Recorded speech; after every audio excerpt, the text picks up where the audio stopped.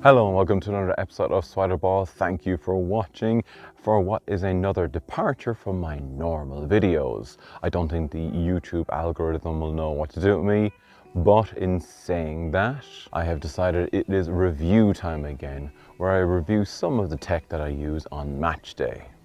And this time it's the turn of the Wolfang GA420 action camera, or as I like to call it, the Wolf in the Goal. And disclaimer on this video is I have two of these action cameras. One I bought in Kaufland myself, and the second one was very kindly given to me by Wolfang. Thank you very much. There is no affiliate deal, but you can buy them in all the normal places, and I will leave the Amazon link below in the description. For this video I'll be looking at several categories. The first one is what's in the box, the functionality, video quality, sound quality, battery life, and finally sort of my overall view on the camera. But for now, let's go. Big box for a small camera. So what is inside? The camera with rubber protector for the lens, not one but two batteries, the USB-C cable to charge the camera, the waterproof case, a microphone for better sound quality, more on that later, instructions, a remote, and a plethora of accessories for different mounting situations. You won't be left short with all these accessories. And here we have the Wolfang GA420 camera. Now let's get into this a little bit. Here you have the screen protector. Here you have the screw-in for screwing onto your tripod. You have a battery and memory card down here, all waterproof. And again, the same here with the charging connections, keeps it nice and waterproof. So when you turn on the side here, you have record button and you have the mode button, so you can switch it between back and front cameras. And the setup is really simple on this. The camera itself is very easy to use.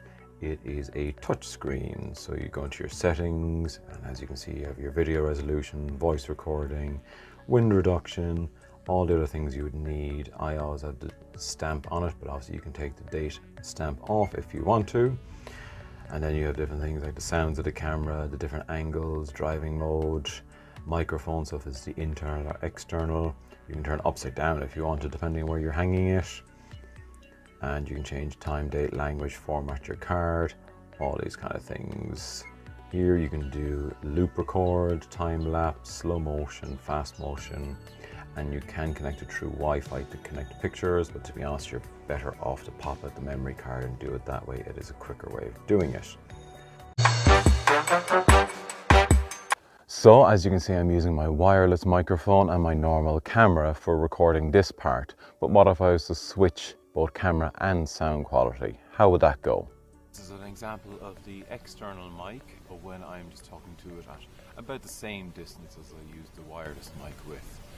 As you can hear, the sound quality does go down a certain amount, but for what I use it for on match day, it's perfect. It picks up a good amount of ambient noise. Here I have the external microphone, which I will plug in, and you can get an example of what the sound is like with that. So as you can see, I changed to the wireless mic. I hope you can hear a different sound quality. You do have to go into the settings and change it from the normal external microphone to this wired microphone. That is a disadvantage. If you don't remember to do that, then it won't pick up the sound. And another thing is that you can't actually use any other wireless mic, it seems. I did try to connect my wireless mic to this, and it doesn't recognize it. So you are tethered with the 1 meter, but I guess if you're vlogging, that wouldn't really make a difference because you're probably always quite close to the camera anyway. I'm outside a very windy but not rainy Allianz Arena for the first time at night, and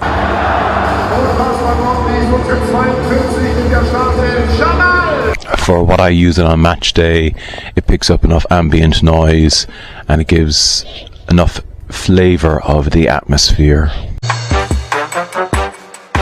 When it comes to video quality, the camera has a lot of different settings, and I'll overlay what I've done.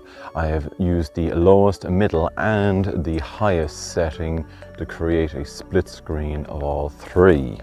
My normal mode is the middle mode, the 1080 30 frames per second.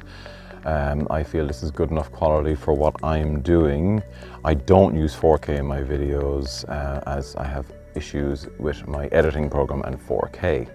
To be perfectly honest, I don't see a huge difference in the quality, but I'm guessing when you blow it up onto a larger screen, there would be a quality difference between the lowest to the highest. And this is how I use the Wolfang GA420. I position two cameras behind each goal, and it allows me to capture action closer to the goal mouth, whether it's goals or saves or penalties, etc, etc. I think it brings a different dimension to the videos. I feel it gives a better sort of TV-esque quality to it. I hope anyway. I have also used the Wolfang on holidays. It's a good little camera to have in your pocket if you don't want to use your mobile all the time. If you're going somewhere where there's water, it's fantastic for that. I have used it in swimming pools, I have used it in lakes, different kinds of coasters and things like that, or roller coasters. And it has never let me down, and it gives a good image quality when I make little videos for my son when we go on holidays, Nico's World, and then edit them up, put music onto it. He loves them. Battery life is one of these subjective things. If you're using your device all day, then the battery will obviously wear down very quickly. If you have the screen turning on and off, if you're recording, so you're interactive with the touch screen, obviously the battery will wear down much quicker as well. And the same goes for the little Wolfang camera. If you have it in, let's say for example, 4K recording, the battery will wear down much quicker. Whereas for me, if you use it in 1080, the battery will last longer. So all I can talk about is from my example or from my using of it. When I set up the camera behind the goal, I'll usually do it maybe about 10 minutes or so before the match kicks off. I will get about 2 hours 20 out of every battery. So I have the 90 minutes plus insurance if there's stoppages, injuries, etc. I don't stop the camera at halftime either.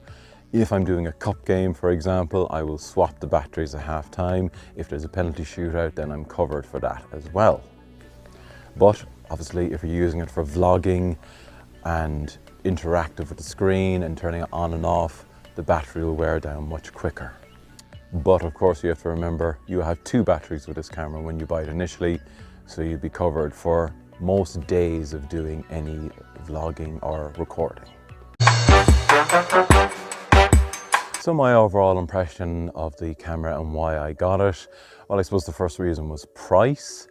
It was, at the time I bought it, it was a special offer. It was €85 on Kaufland, and it was the best deal I could get on what I wanted. I felt it would bring an extra dimension to the videos, and when I liked what I saw with the camera, in last summer I contacted Wolfang, and they were kind enough, as I said, to give me a second one, and they also gave me some other accessories with it. One of the major advantages for this camera is that it is waterproof by itself. You do not need an external case for it when you're using it in rain, etc, etc. A lot of the sort of budget friendly action cameras are not waterproof by themselves. You have to put the casing around them, and again, that is a major plus for me, because then I can set it up behind the goal and I can pick up the ambient noise around the cheers and the anger of the players and the crowd. It is a tough little camera. It has taken several bashings and bruisings from footballs and from being thrown around by players and by my 6-year-old. It is showing a little bit of wear and tear now, but I have been using them for, well, one for over a year and one for 6 months, but they are solidly built and they feel solid as well. Overall for me, I would give it a 4.5 out of 5. The only thing it's losing points for really is the microphone issue, but for what I use it for, it is perfectly good and it gives that sound that I need on it. So if you're looking for a budget-friendly action camera, I think the Wolfang is a good option for you. Thanks for watching, and I'm sure I'll see you at some match day soon. But for now, good luck and goodbye.